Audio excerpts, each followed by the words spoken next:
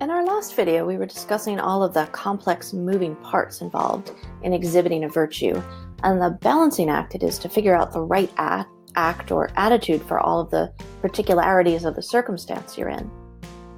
And that's great, but for most of us, that's precisely the problem. We don't know where we should land between extremes in particular difficult situations. Aristotle says that people of good character have the judgment to find the intermediate. So how do we become that type of person? There are 4 major parts to that project. The first is a good upbringing. We have to develop appropriate reactions to things early on so that we have the basis for good habits later. When we're young, habits that we develop become really set in us, and those habits and instincts are the ones that are the most hard to break later. That means that our parents, our guardians, and our community have to teach us to develop good instincts early on when habits become the most ingrained. We're too young at that stage to understand the reasons for those reactions.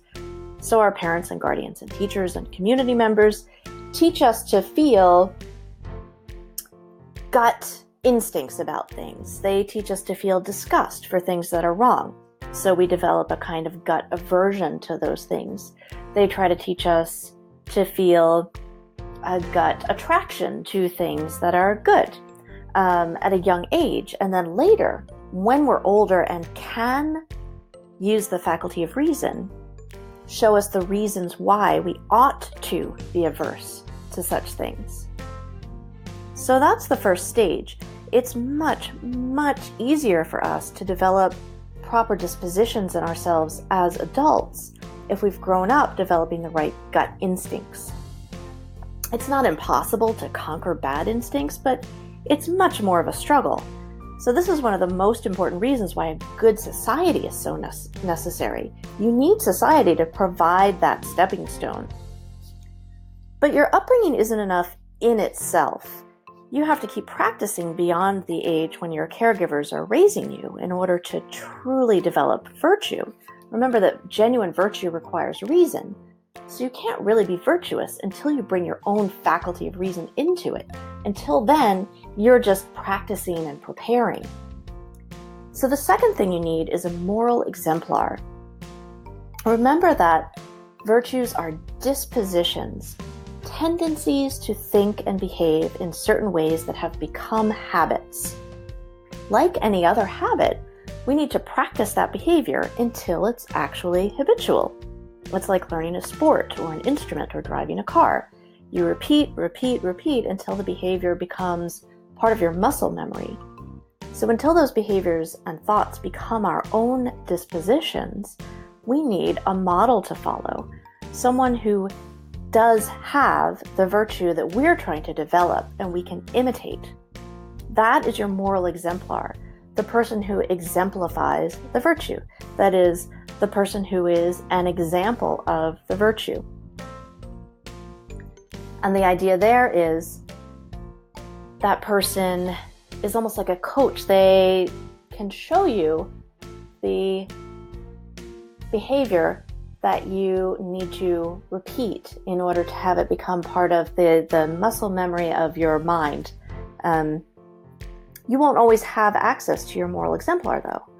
So if you can't imitate, and if you can't use the judgment of someone who's an exemplar of the virtue you want to develop, or if you can't determine for yourself what the right balance is in a particular situation, there are 2 further steps you can take. Note that you have to combine the steps. You need to use them together. So first, you should know each virtue. Ponder the virtues carefully. Each of them has a tendency to be closer to one extreme than the other. For example, courage is the right balance between recklessness and timidity. But it's more like recklessness than it is like timidity.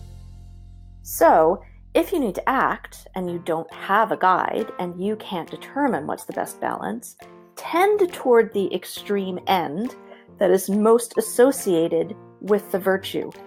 But it's very important to bear this in mind too.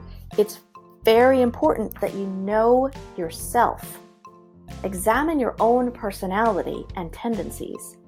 You'll probably tend toward one end of the spectrum or the other, depending on the characteristic we're talking about.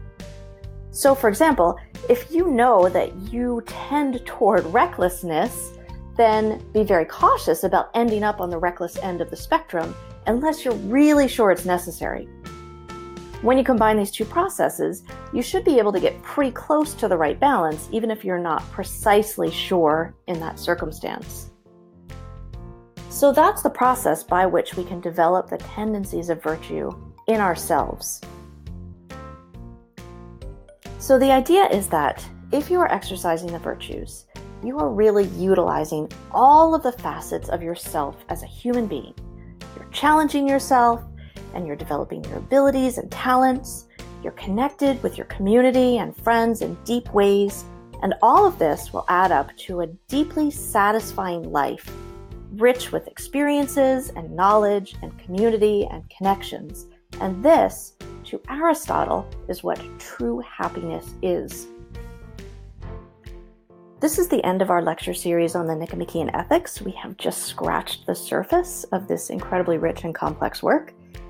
But even this tiny little bit should help us develop our own ideas and attitudes about what a good life looks like, what's required of us, what the implications are for what kind of society we want to build.